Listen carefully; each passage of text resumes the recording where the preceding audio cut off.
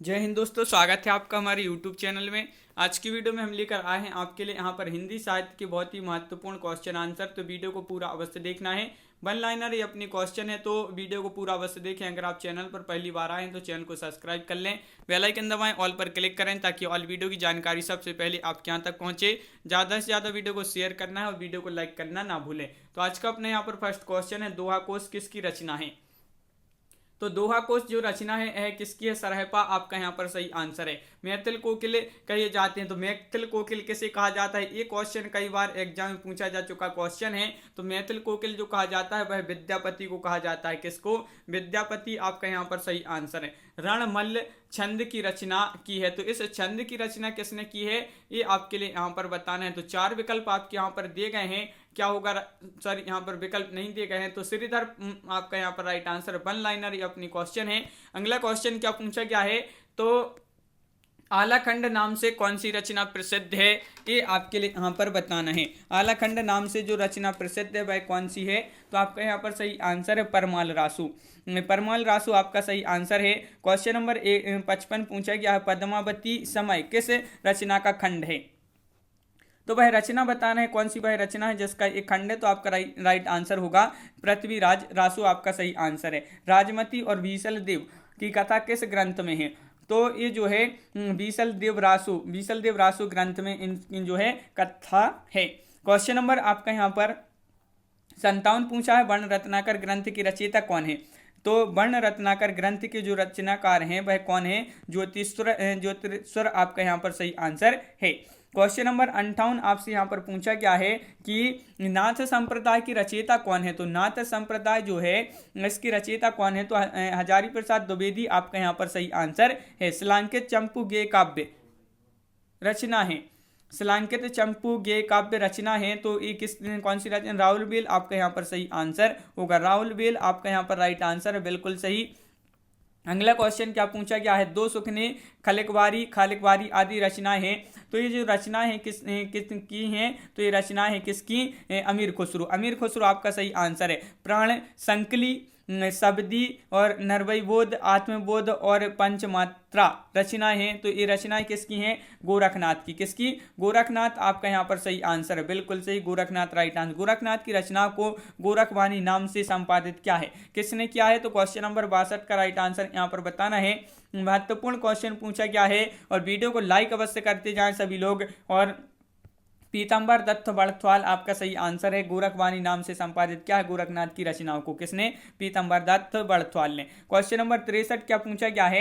Question number 63 आपसे यहाँ पर पूछा गया, पुस्तक जल्लड़ हत दे चली गज्जन नृज काज नप काज होगा और पंक्ति है, तो ये पंक्ति किसकी है? तो ये पंक्ति है किसकी? जलहड़ आपका यहाँ पर सही आंसर है, बिल्कुल सही। अगला क्वेश्चन क्या पूछा गया है? क्वेश्चन नंबर 64 आपसे यहाँ पर पूछा गया है कि चंद हिंदी के प्रथम महाकवि माने जाते हैं और इनका पृथ्वीराज रासु हिंदी का प्रथम महाकाव्य है, कथन के लेखक हैं। तो इस कथन के जो लेखक हैं वह कौन है? तो शुक्ल आपका यहाँ पर सही आंसर है। शुक्ल आपका राइट आंसर है, बिल्कुल सही, यह इसके लेखक हैं। पृथ्वीराज रासु को डॉक्टर श्याम सुंदर दास, मोहनलाल विष्णुलाल पांड्या और मिश्र बंधु एवं कर्नल टॉड मानते हैं।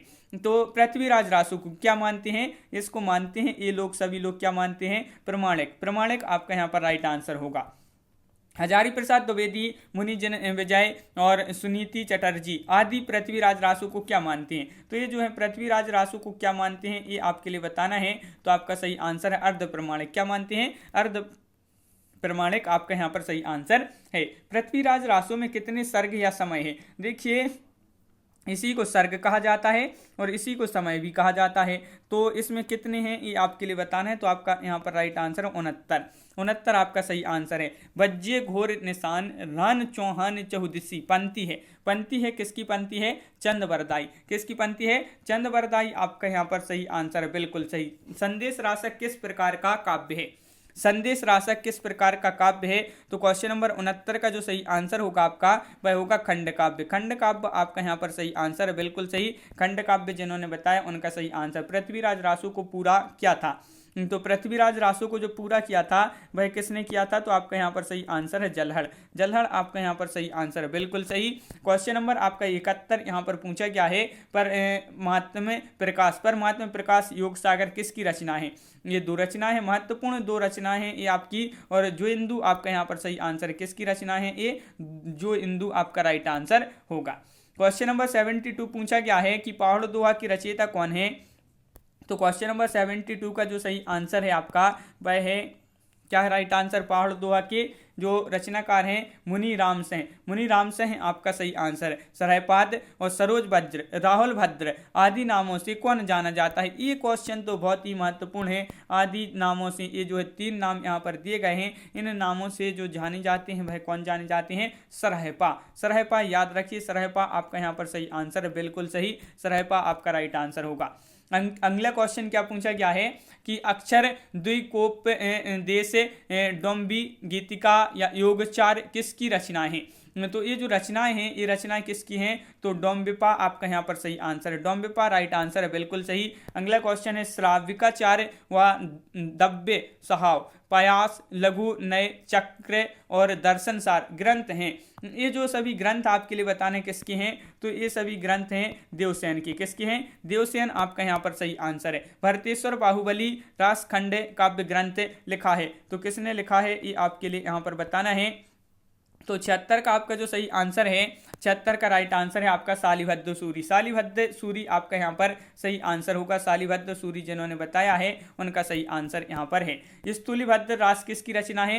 तो स्थूलिभद्र रास ये जो रचना है जैन धर्म सूरी की है। किसकी है? जैन धर्म सूरी आपका यहाँ पर सही आंसर है, बिल्कुल सही। क्वेश्चन नंबर आपका यहाँ पर 78 पूछा गया है। क्या पूछा गया है? रेवंतगिरी रास किसकी रचना है? ये क्वेश्चन भी आपका महत्वपूर्ण है। रेवंतगिरी रास ये जो रचना है किसकी है? विजय सेन सूरी की है। किसकी? विजय सेन सूरी आपका यहाँ पर सही आंसर है। नेमिनाथ रास नामक ग्रंथ की 58 छंदों में रचना की है।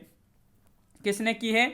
तो आपका यहाँ पर सही आंसर है सुमति गढ़ी। सुमति गढ़ी आपका यहाँ पर सही आंसर है। नेमिनाथ रास नामक ग्रंथ की 58 छंदों में जो रचना की है सुमति गढ़ी आपका यहाँ पर सही आंसर होगा। क्वेश्चन नंबर 80 आपसे यहाँ पर पूछा गया है, नाथ संप्रदाय को अवधूत संप्रदाय योग संप्रदाय कहा है। किसने कहा है?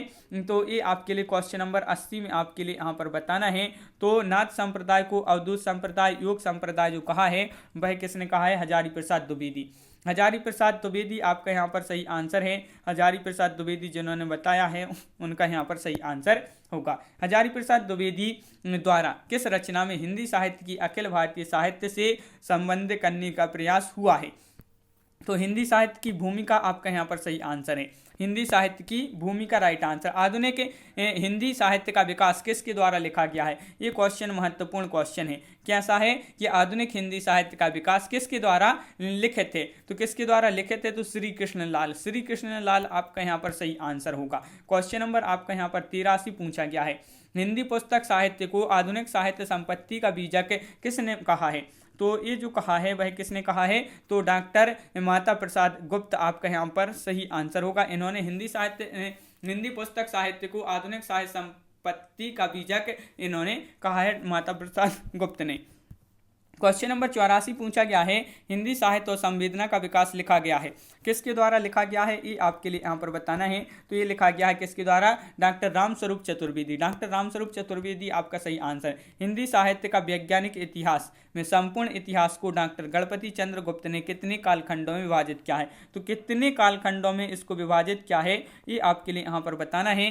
तो आपका सही आंसर यहाँ पर होगा 85 का, आदिकाल, मध्यकाल और आधुनिक काल, यानी कि 3 कालों में इसको जो है विभाजित किया है। क्वेश्चन नंबर 86 आपसे यहाँ पर क्या पूछा गया है? क्वेश्चन नंबर 86, हिंदी साहित्य का सर्वाधिक व्यवस्थित और प्रथम इतिहास है तो कौन सा है?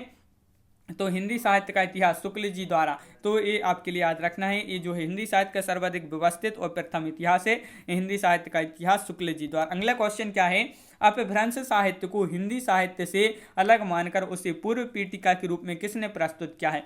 देखिए, पूर्व पीठिका के जो रूप में प्रस्तुत किया है वह आचार्य शुक्ल जी ने किया है। किसने? शुक्ल आपका यहाँ पर सही आंसर है, बिल्कुल सही, शुक्ल राइट आंसर है।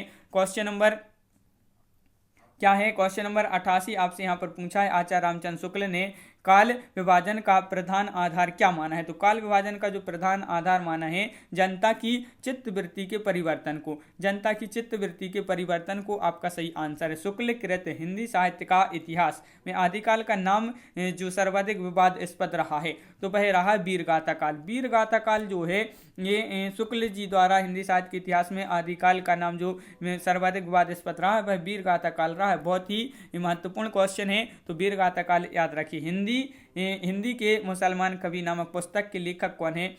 तो इसके जो लेखक हैं वह हैं कौन है? गंगा प्रसाद सिंह। गंगा प्रसाद सिंह आपका सही आंसर होगा। क्वेश्चन नंबर 91 पूछा, हिंदी साहित्य का कौन सा इतिहास ग्रंथ एक पुस्तक के रूप में सबसे बड़ा है?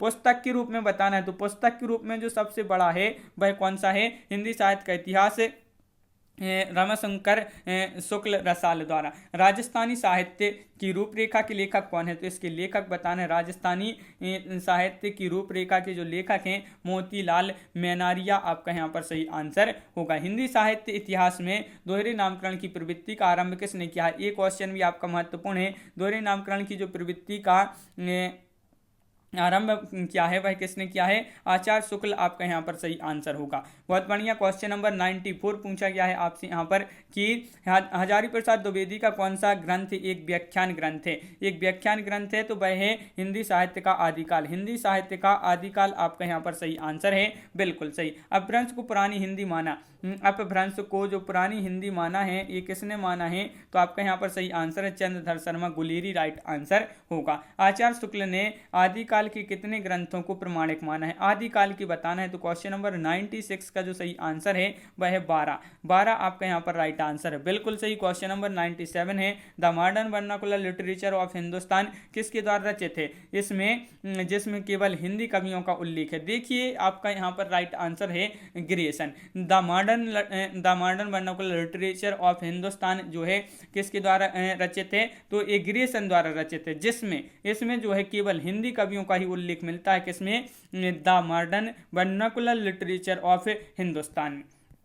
हिंदी साहित्य के इतिहास में काल विभाजन का सर्वप्रथम जो प्रयास किया है वह किसने किया है? तो काल विभाजन का जो प्रयास किया है वह सर्वप्रथम किया है किसने? जॉर्ज ग्रियर्सन ने। तो जॉर्ज ग्रियर्सन आपका यहाँ पर सही आंसर होगा। तस्करा सुइरा हिंदी किसके द्वारा रचित इतिहास ग्रंथ है? तो क्वेश्चन नंबर 100 है अपने यहाँ पर, और इसका जो सही आंसर है वह आपका यहाँ पर राइट आंसर क्या है? मौलवी करीमुद्दीन आपका यहाँ पर सही आंसर है। मौलवी करीमुद्दीन आपका राइट आंसर है, बिल्कुल सही। तो इस प्रकार अपने यहाँ पर बहुत ही महत्वपूर्ण क्वेश्चन कंप्लीट हुए।